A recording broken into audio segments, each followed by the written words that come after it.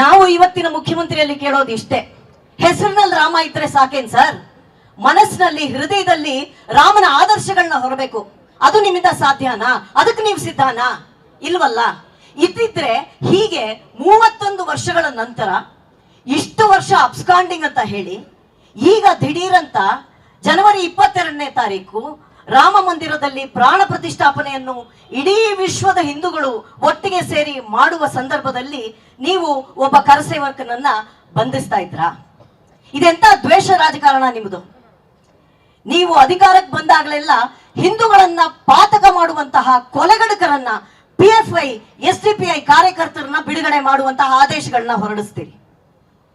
2015ರಲ್ಲಿ 1600 ಅಂತಹ ಪ್ರಕರಣಗಳನ್ನ ಹಿಂಪಡೆದಿದ್ರಿ. ಮತ್ತೆ 2018ರಲ್ಲಿ ಚುನಾವಣೆಗೆ ಹೋಗೋ ಸಂದರ್ಭದಲ್ಲಿ ಮತ್ತೆ ಒಂದು ಕಮ್ಯುನಿಟಿಯ ಜನರ ಮೇಲೆ ಇರುವಂತಹ ಕೇಸ್ಗಳನ್ನ ಮಾತ್ರ ವಾಪಸ್ ಪಡೆದ್ರಿ. ಇದೆಂತ ನೀತಿ ನಿಮ್ದು? ಹಿಂದೂ ವಿರೋಧಿ ನೀತಿ ಅಲ್ವಾ? ರಾಮ ವಿರೋಧಿ ನೀತಿ ಅಲ್ವಾ? ಈ ರಾಮ ವಿರೋಧಿ ನೀತಿಯನ್ನ ಖಂಡಿಸಿ ನಾವೆಲ್ಲರೂ ಈ ಪ್ರತಿಭಟನೆಯನ್ನ ಹೀಗೆ ಮುಂದುವರಿಸ್ತೇವೆ. ಶ್ರೀಕಾಂತ್ ಪೂಜಾರಿ ಅವರ ಬಿಡುಗಡೆ ಆಗುವ ತನಕ ನಮ್ಮ ಪ್ರತಿಭಟನೆ ಹೀಗೆ ಮುಂದುವರಿಯುತ್ತೆ. ಆಗ ಸದ್ದಾಂ ಹುಸೇನ್ನ ಅಮೆರಿಕನ್ರು ನೇಣಿಗೆ ಹಾಕ್ತಾರೆ. ಆತ ಮಾಡಿದಂತಹ ಕೊಲೆ ಪಾತಕಕ್ಕಾಗಿ, ಆತ ಸಾವಿರಾರು ಜನನ ಮಾರಣ ಹೋಮ ಮಾಡಿದ್ದಕ್ಕಾಗಿ. ಆಗ ಬೆಂಗಳೂರಿನಲ್ಲಿ ಸಿಟಿ ಮಾರ್ಕೆಟ್ ಅಲ್ಲಿ ಪ್ರತಿಭಟನೆ ನಡೆಯುತ್ತೆ. ಅವ್ರ ಮೇಲೆಲ್ಲ ಕೇಸ್ ಹಾಕಿದ್ರ ಸರ್ ನೀವು? ಬಸ್ಗಳನ್ನ ಸುಟ್ಟು ಹಾಕಿದ್ರಲ್ಲ, ಅವ್ರ ಮೇಲೆಲ್ಲ ಕೇಸ್ ಹಾಕಿದ್ರ ನೀವು? ಕರಸೇವೆ ಮಾಡಿದಂತಹ ಒಬ್ಬ ರಾಮ ಭಕ್ತನ ಮೇಲೆ ಮಾತ್ರ ಹೇಗೆ ಕೇಸ್ ಹಾಕಕ್ ಬರತ್ ನಿಮಗೆ? ಯಾಕೆ ಅಂದ್ರೆ ಮನಸ್ಸಿನಲ್ಲಿ ಹಿಂದೂಗಳ ಪ್ರತಿ ನಂಜಿದೆ ನಿಮಗೆ. ಹಿಂದೂಗಳು ಈ ರಾಷ್ಟ್ರದಲ್ಲಿ ಸುರಕ್ಷಿತವಾಗಿರೋದು ನಿಮ್ಗೆ ಇಷ್ಟವಿಲ್ಲ.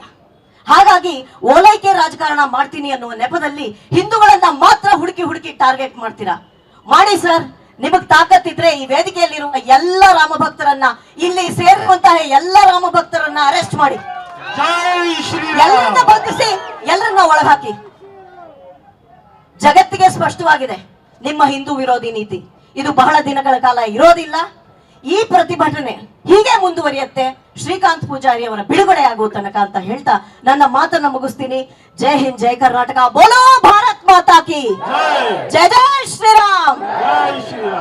ಸ್ವಾದಿಷ್ಟತೆಯ ಸ್ವಾದ, ತಾಜಾತನದ ಆಹ್ಲಾದ, ಉತ್ತಮ ಆರೋಗ್ಯ ಮತ್ತು ಹೆಚ್ಚಿನ ರೋಗ ನಿರೋಧಕ ಶಕ್ತಿಯ ವೃದ್ಧಿಗೆ ಈಗ ನಿಮಗೆ ಸಿಗುತ್ತಿದೆ ಉತ್ತಮ ಗುಣಮಟ್ಟದ ಪೌಷ್ಟಿಕಾಂಶ. Shri Vaidik millet health mix. ಇದು ಸಿರಿಧಾನ್ಯಗಳ ಸಂಪತ್ತು.